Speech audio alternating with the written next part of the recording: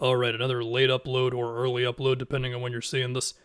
We've got a few 2-2 series in round one, so let's talk about them. We'll start with the Wolves and the Grizzlies because I don't know why. Towns had a big bounce back game, and the first thing that I noticed was how quickly they were getting into actions for him.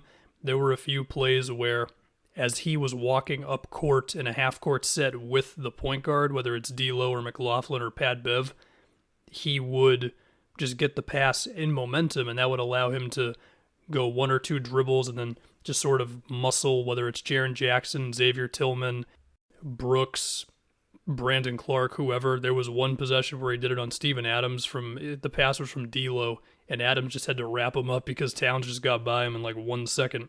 There was a play where he was being guarded by Xavier Tillman around the free throw line. He hit him with a couple of jab steps and basically just drove by him on a straight line drive. There's no other way to put it. I think Towns' aggressiveness that can sometimes get a little too carried away and lead to offensive fouls was done the right way in this one. And this was something I realized while watching this game. The Grizzlies don't have an ideal defender for Towns, where it's like, if it's Steven Adams or Xavier Tillman, there was a play where they went 5 out and they just gave it to Towns at the top of the key. He was being guarded by Tillman. He drove right by him. Once again, not too creative of a drive, but he just got by him, right? So he's got the speed and the skill advantage and all that against Tillman and Steven Adams, but then against Jaren Jackson, or if some of these smaller guys get switched onto him, he's just bigger than all these dudes.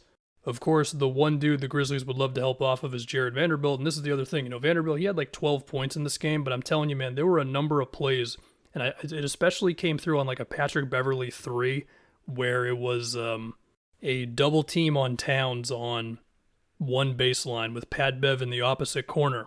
And the swing offense goes through, and eventually they get it to Pat Bev, and it's a closeout from Ja Morant.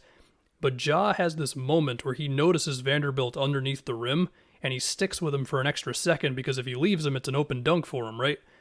So it makes these guys tough to guard. I mean, in terms of Edwards, he had a couple possessions where he just went right by Kyle Anderson or Ja Morant. D'Lo and Edwards were involved in some two-man actions where it's like Edwards, he tries for a step back, no go, throw it to D'Lo. D'Lo one dribble in, pulls Bane in a little bit, then get it back to Edwards, and he gets like a relatively still difficult three.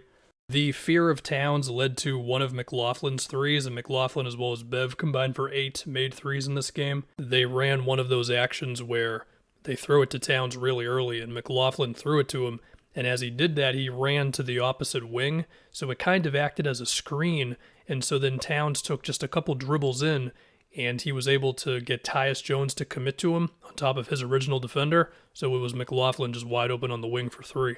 So yeah, basically, when Karl Anthony Towns is shooting and when he is involved in the offense as much as possible, turns out other dudes get good looks. As for the Grizzlies, here's the thing, man. You look at the point total, I think they had like a 112 offensive rating. Ja had 15 assists. Like, you could say the offense was cool, but Ja, he's not able to do everything he wants. I mean, sometimes they're trapping, they're hedging, sometimes they're switching. I want to say it's a matter of if he tries to go at a guard or a wing, they switch, and if he goes at Towns, it's more of a hedge or whatever. And look, man, sure, you're getting your Desmond Bane corner threes, your Dylan Brooks kickouts, and then he takes a couple dribbles and then makes a tough layup or whatever. You're getting your Brandon Clark middle of the floor into a floater stuff.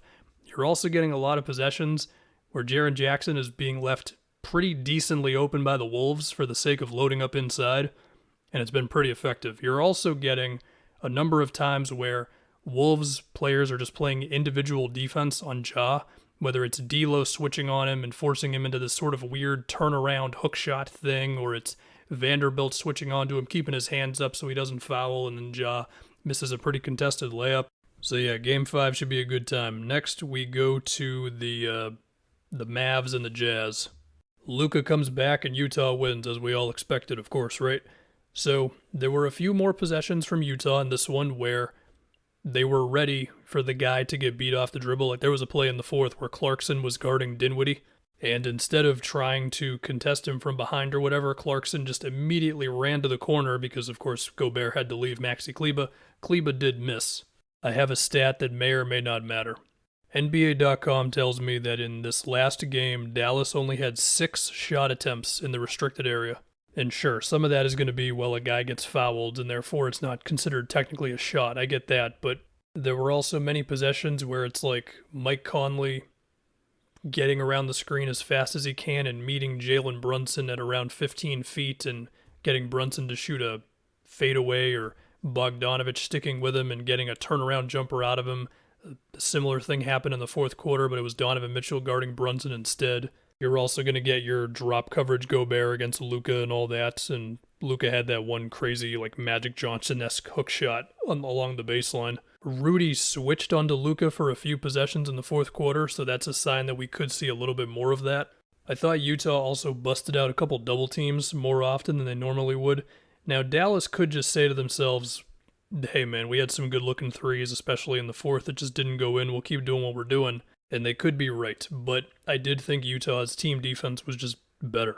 You know, there was way more of, oh, I got beat, let me run to the corner, or Rudy picking up the driver a little earlier than he normally would.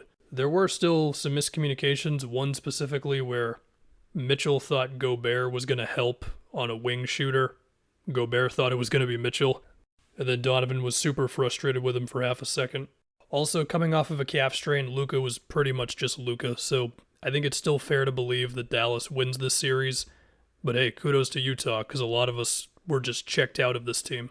Also, I know that I pretty much just focus on the Jazz defense when talking about their games, but to me it's the biggest deal. What I've noticed with how Dallas is guarding Utah, at least in the last game, was they're getting adventurous with having two guys on the ball for maybe not a full possession, but for a bit, like after a screen or whatever. And I'll just show this one play. So, as I said, they'll bring two, right? Like they brought two on the Bogdanovich screen, so then they had Rudy screen for Bogdanovich to stop him from just getting back to him, and then Kleba has to come out to Bogdanovich, opens up the Gobert roll, and then you get a Bogdanovich pass to Clarkson. So that's one way to counter the aggressive defense.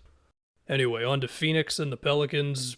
Bro, Jose Alvarado and Herb Jones, my goodness, that closeout block that Herb Jones had, I think it was on a campaign 3. Alvarado forcing an 8 seconds on CP, doing his thing where he comes out of nowhere to steal it from you behind in the backcourt. And then you got Brandon Ingram just being good at basketball, as basic as that sounds. I mean, he gets a screen from Valanciunas. It's 8 and a drop. Ingram pulls up for a 15-footer. He makes it in. There you go. He has Torrey Craig hugging him on the perimeter, sort of spins off of him a little bit. 1 second later, he's dunking on him. He's got Mikal Bridges sort of shading him as he goes up court. He sort of muscles his way to the free throw line. One pump fake, DeRozan style, makes that fadeaway with Bridges' huge arms in his face.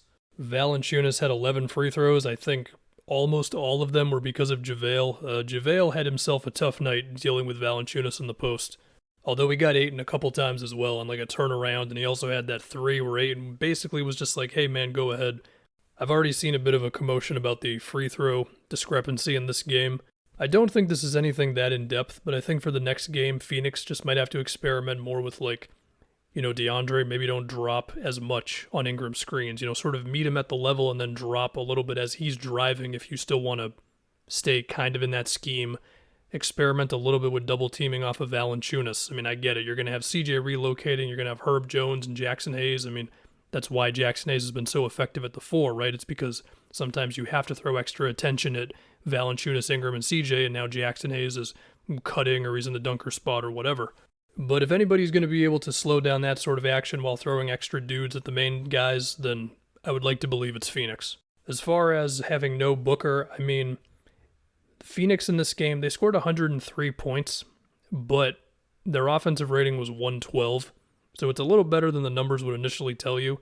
I felt like they got a lot of good looks from 3. You know, it's CP running a screen with Ayton, and as that's happening, you've got Cam Johnson in the middle of the floor going out to one of the wings, or their Spain pick and roll that they run better than anybody else in the league, which can lead to something open for Landry Shamet or Jay Crowder or Mikal Bridges, whoever.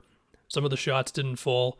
When you have Booker, that's not as much of a problem, whereas in Game 5, if they shoot poorly from 3 again, it's suddenly like, oh crap, we don't have an ISO scorer. Ayton has now dropped over 20 points in 2 straight games. I know Phoenix doesn't like to get too heavy into just feed the post possession after possession. They usually like to do it at the perfect time when he's rolling, if there's a switch or whatever. You might have to lean into it a little bit more in this series. I mean, we can appreciate beautiful basketball and ball movement and Spain pick and rolls and down screens and all that, but Sometimes you just need to get offense out of simple sets, and if it's not going to be CP getting to his 14-footer, picking on big guys possession after possession, it might have to be DeAndre just being fed the ball a few extra times. But I could also see them running a million types of different screens to get CP just a bit of space.